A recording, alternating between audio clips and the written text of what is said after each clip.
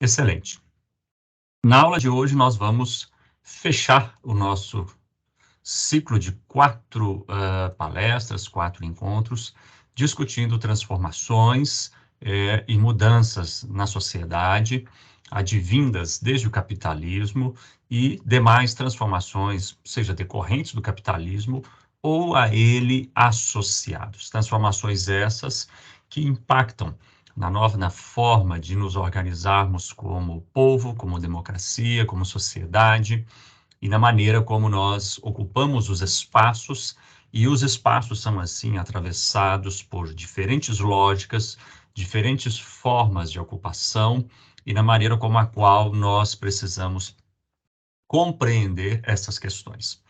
Tendo abordado as relações de consumo, as relações do capital e também as relações de poder e vigilância, hoje, na última aula, nós nos alinhamos um pouco com mais propriedade nas transformações que a tecnologia tem operado no espaço, né, público da cidade, primeiramente no espaço virtual e em relação com essas novas lógicas, a maneira como nós ocupamos a cidade, ou, de certo modo, nós vamos para o virtual e assim perdemos parte da nossa conexão.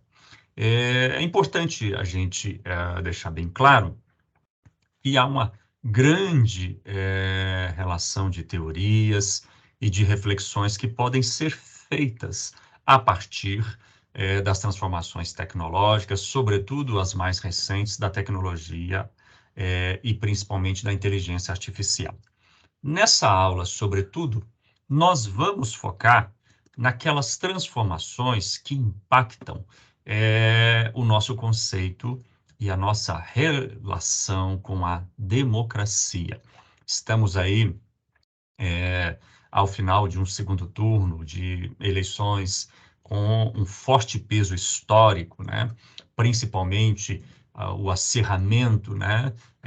A eleição mais apertada, mais concorrida, mais participativa e também da era moderna, a mais questionada. Então, é importante a gente tentar compreender, a partir das reflexões que vão ser colocadas nessa aula, as circunstâncias pelas quais nós temos essas novas dificuldades, apropriações e, na maioria dos experts, os riscos que a democracia vem sofrendo com essas mudanças tecnológicas. Vamos, então, dar prosseguimento, né, à nossa aula aí e vamos trabalhar. Então, democracia, internet e inteligência artificial. Como nós fazemos todas as aulas, há uma questão problematizadora que funciona como um viés para a nossa aula, para a gente ir organizando o nosso pensamento aqui, as ideias que a gente vai refletir. Então, vamos pensar do ponto de vista, sobretudo aí, da eleição, qual é o risco, né? Se nós podemos pensar que as fake news, né? Ou que essa proliferação em massa de opiniões e desinformação, vamos colocar desse modo, vinda das redes sociais, pode trazer para a nossa vida, para a nossa sociedade, né? Então, essa é a questão que vai nos motivar. Qual é o risco que a democracia está tendo, né, a partir desse enorme poder que as redes sociais estão trazendo, dando às pessoas a capacidade de comunicarem e de proliferarem informações. Então, vamos pensar, né, aqui sempre a gente traz um aporte histórico, né? A gente teve ao longo da história da humanidade importantes suportes e dispositivos que foram inventados e que se consagraram como grandes transformações tecnológicas. Então, a internet, a inteligência artificial, a invenção das mídias sociais, como transformação não é algo novo. Nós tivemos outras transformações. Então, a invenção da escrita alfabética né? A invenção da prensa, né? A invenção da fotografia, do telégrafo, do telefone e, mais recentemente, né? A invenção da internet. Vamos pensar que dessas três grandes invenções, desses três grandes principais suportes, a gente costuma dizer que os três grandes momentos, né, de transformações foi a invenção do alfabeto. Isso deu ao ser humano uma capacidade enorme de abstração, né? A gente liga a invenção do alfabeto depois com o surgimento da filosofia, a invenção da prensa, porque a gente pode pensar a possibilidade de fazer livros e panfletos numa velocidade muito grande, o aumento da alfabetização e a quebra dos paradigmas das autoridades como únicas fontes de saber. Então, assim como a internet quebrou esse paradigma, tirando do Estado, da igreja e da imprensa a capacidade de falar às pessoas, a prensa também fez isso no século XV, e o alfabeto permitiu uma maior possibilidade de comunicação e ampliação das ideias. Quando nós falamos de internet, ela quando surgiu, ela foi saudada, né, como uma grande invenção e as suas vantagens, né, foram vistas como dinamizadoras das lutas, dos movimentos sociais, movimentos civis, por favorecer os processos de comunicação e de participação política. Então, isso foi visto, né, inicialmente como potencial, inclusive revitalizador da democracia, porque dava aos cidadãos a capacidade de discutir ideias, de trocar informações e de não ter apenas na imprensa, no Estado, nós já falamos como os grandes circuladores de informação. Então, muita gente viu a internet como a possibilidade de fazer uma agenda pública, de trazer um espaço informacional de discussão de ideias. E claro, né, essas esperanças elas não eram equivocadas, né? A internet, ela sim, ela dinamizou, inclusive, e possibilitou movimentos sociais, movimentos ambientais de se organizarem e de criar fóruns. Ela realmente permitiu, num primeiro momento, isso. Mas, ao passo que estava sendo saudado essas transformações, foram surgindo também contradições, né? Foram surgindo dificuldades, né? Como a exclusão, a desorganização do ambiente digital, muita gente falando, né? Fragmentado, e os próprios limites dos cidadãos para encaminhar e fazer esses temas chegar realmente nos espaços decisórios, além da pluralidade.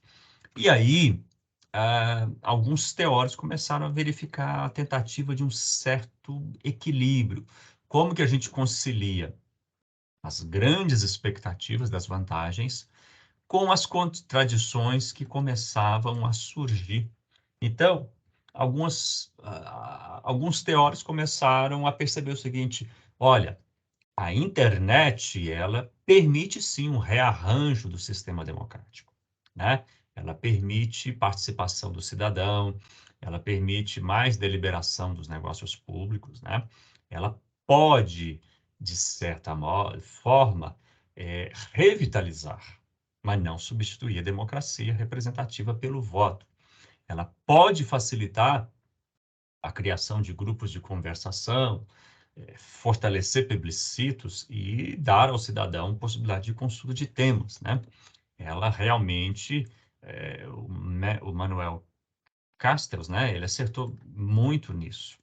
E as interpretações recentes, né? Elas são mais moderadas, né? As novas tecnologias de comunicação, elas modificam, né?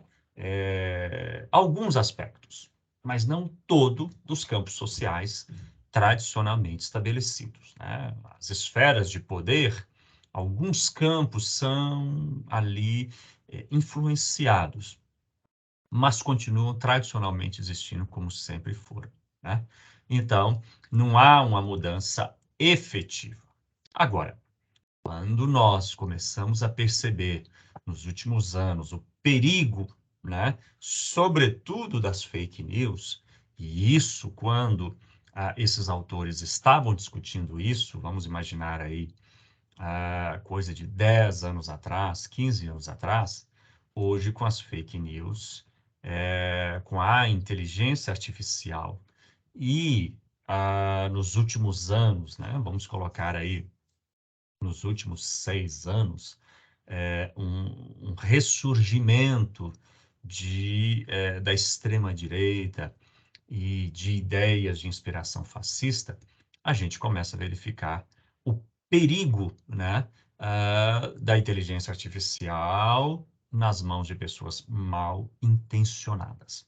Então, o espaço virtual começa a se tornar um campo extremamente perigoso e com necessidade de maior regulamentação, né? Então, mais recentemente, o que se tem é uma fragilização das leis e da democracia, uma necessidade das modernas democracias se organizarem para conter os riscos da inteligência artificial. E aí, acho que o grande exemplo que a gente pode colocar é o exemplo da empresa criada e depois fechada, né? Cambridge Analytica, né? Lá no Reino Unido, que em 2014 contribuiu nada mais nada menos com 44 campanhas participando no Brexit, né? Que foi o movimento de saída do Reino Unido da União Europeia, a eleição de Trump e de uma certa tentativa de participação aqui no Brasil. Então, só para a gente ter uma ideia do que aconteceu, principalmente no Brexit, né? Um pouquinho depois, 2018, a Cambridge Analytica cruzou mais de 50 milhões de perfis de dados que foram vazados do Facebook e de outras redes sociais. Ao receber esses dados e fazer esse cruzamento dos perfis psicográficos, a Cambridge deu a algumas campanhas o poder de mandar e disseminar conteúdo de fake news para pessoas estrategicamente separadas que tinham um perfil psicológico mais alinhado com os interesses, né, daquelas campanhas, pessoas que estavam, de alguma maneira, revoltados ou chateados com a crise e determinadas questões. Então, isso acabou se tornando, né, uma grande estratégia, né, de alcançar milhões de pessoas e de aproveitar, né, digamos assim, mais ou menos, se a gente puder comparar, aquilo que aconteceu no nazismo. Hitler pegou as pessoas insatisfeitas com a economia e começou a nutri-las com informações falsas, alimentando o ódio e o racismo e criando narrativas para justificar depois políticas segregatórias, né, políticas que culminaram com o processo nazista. Então, essas pessoas foram separadas. O Facebook acabou depois respondendo, né, e assinando termos de conduta para corrigir desse enorme escândalo, né? Então, chegou a ter alguns acordos, né, da Cambridge Analytica para atuar no Brasil, mas como na época já estava explodindo as denúncias dos Estados Unidos e do Reino Unido, esses acordos não puderam ir além. Então, foi criada, né, na época, vocês devem se lembrar, a CPI das fake news, porque a gente já tinha aqui uma espécie de um gabinete, né, pessoas que tinham aí, que estavam financiadas, inclusive pelo Estado, para fazer ataques né, para alimentar o ódio, né, contra a democracia, contra o Supremo Tribunal Federal, promovendo um debate público fundamentado em mentiras e ataques, né? Tanto que isso continuou, né? A CPI nutriu o judiciário, houve tentativas, acordos com as empresas de tecnologia, com as plataformas, para barrar esses perfis falsos, né? Esses robôs, e uma série de medidas, mas que não diminuíram, né? A, lá em 2000, que não diminuíram agora em 2022 os efeitos já trazidos lá em 2018.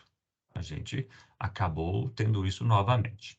Então, a gente está vivendo nesse momento que é justamente o rescaldo, terminou a eleição, uma eleição que foi não calcada, um debate não calcado em propostas, né? Não teve nem a esquerda nem a direita discutindo projetos, o que teve foi um desmentindo o outro, acusações de fake news de ambos os lados, né? Mas que culminaram com esse processo aí que está muito recente, que foi esses atos golpistas e antidemocráticos de fechamentos de rodovias, de pedidos de intervenção do Exército, né? E a gente poderia passar aqui uma aula apenas só falando das fake news e de uma série de mentiras que foram circuladas, né? Então, a gente acaba entrando, então, numa discussão sobre o que é verdade, né? Porque o fenômeno da fake news, ele abala, né? Ele acaba por, digamos assim, criar um conceito novo, né? A ideia de que é até difícil dizer o que é verdade, né? A gente tem aí pensamento de Nietzsche, né? Sobre a face da perspectiva que a verdade tem, cada um tem a sua própria verdade. A igreja cristã criando a verdade da fé em relação à verdade da filosofia, da razão. O Goebbels, né, como estrategista, chefe da propaganda nazista, que ele falava, né, basta você dizer uma mentira repetidas vezes e chega num ponto que ela acaba se tornando uma verdade. E aí um psicólogo norte-americano, Festinger, ele vai criar um conceito chamado dissonância cognitiva, que nos ajuda a entender até um pouquinho de como pessoas, né, de como a gente acabou vendo, seja na pandemia, seja agora nas eleições, como que médicos acabaram por acreditar na cloroquina, negar as vacinas, apoiar informações pseudocientíficas, né? Como que a gente chega a um ponto desse? Como que pessoas de formação, como engenheiros, chegaram a acreditar e a expor teorias como de que a Terra é plana, né? Os chamados terraplanistas. E quando a gente pensa no lado da política, né? Tem aí até essa charge, né? Muito conhecida do chargista Daniel Paz, né?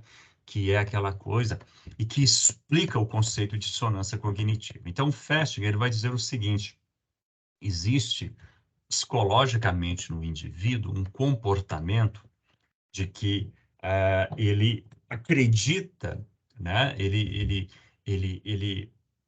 acessa ou ele concorda com determinadas teorias e muitas das vezes ele vai fazendo um caminho, né? Ele vai abrindo, né? Ele vai concordando com determinadas teorias inicialmente talvez por uma certa conveniência, né?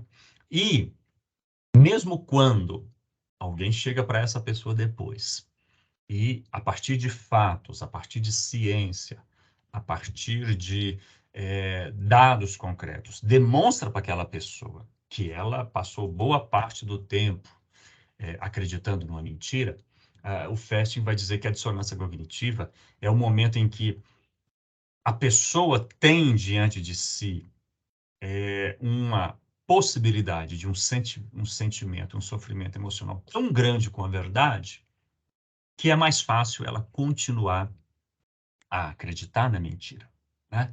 É um procedimento psicológico, talvez assim, que explica as fake news, que explica esse comportamento anticientífico, que explica por que pessoas foram para as ruas pedir golpe, sendo que não há nenhuma possibilidade, nem mesmo as Forças Armadas estão apoiando isso, né?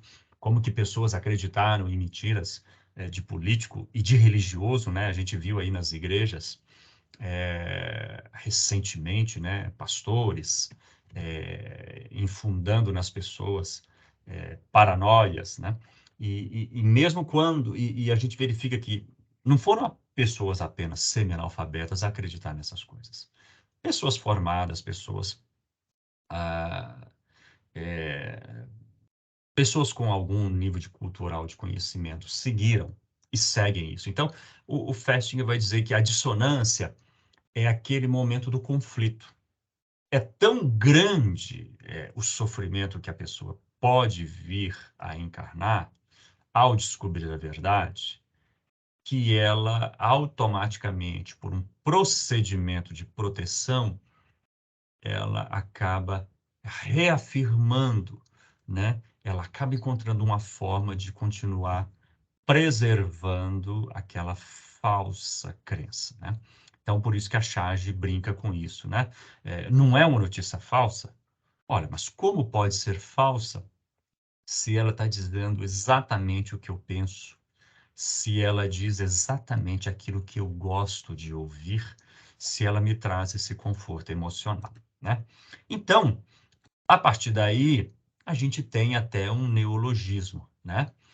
Já não se trata mais de falso ou verdadeiro, nós temos a pós-verdade, né?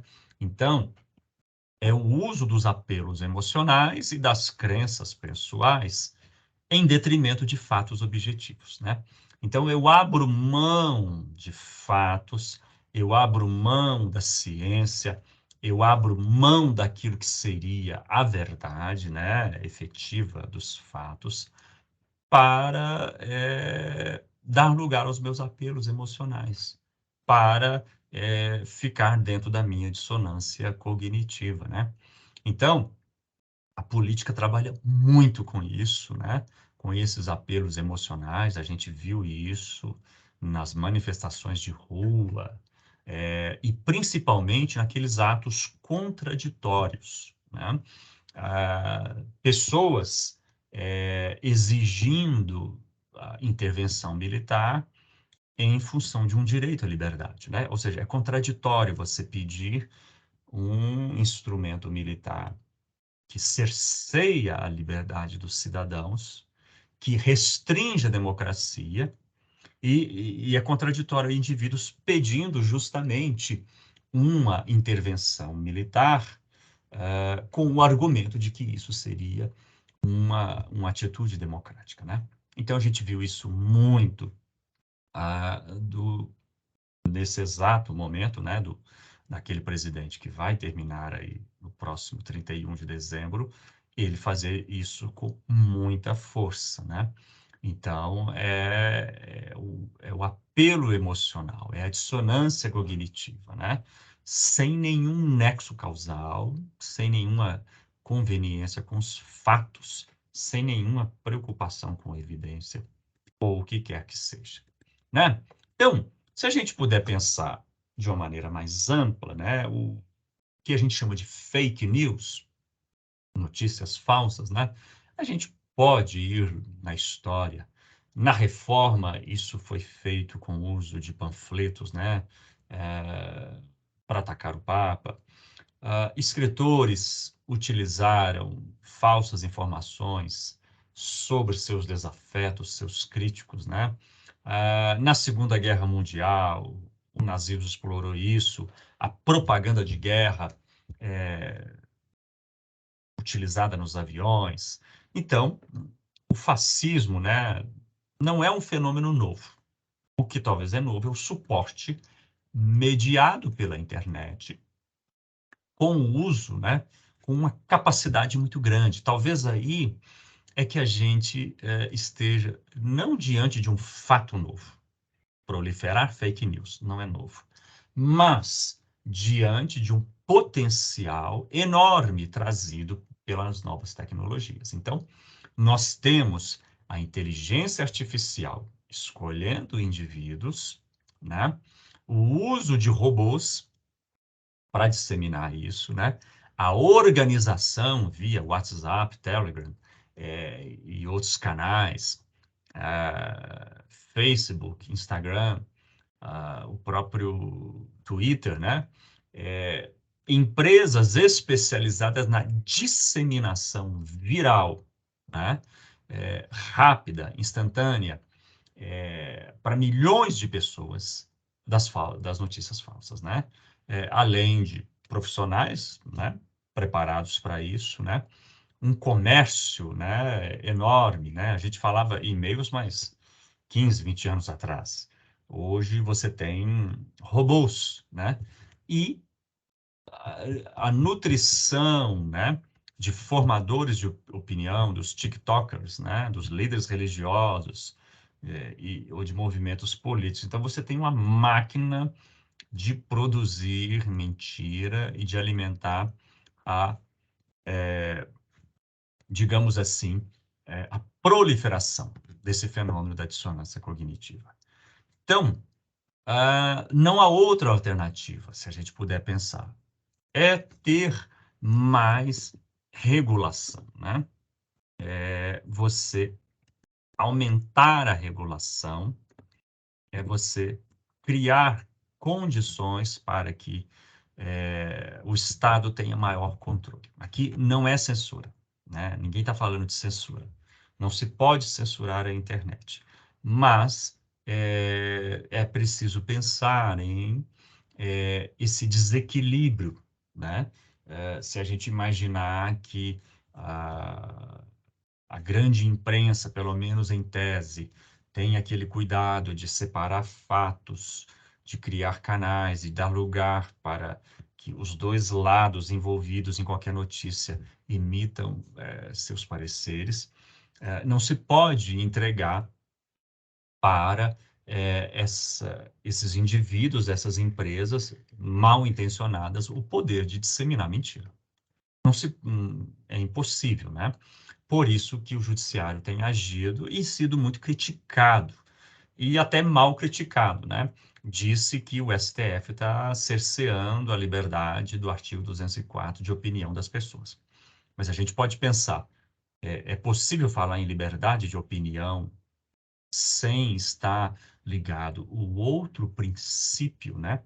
Que é o da ofensa da honra, da imagem, que é o princípio da responsabilidade, que é o princípio da preservação das instituições democráticas.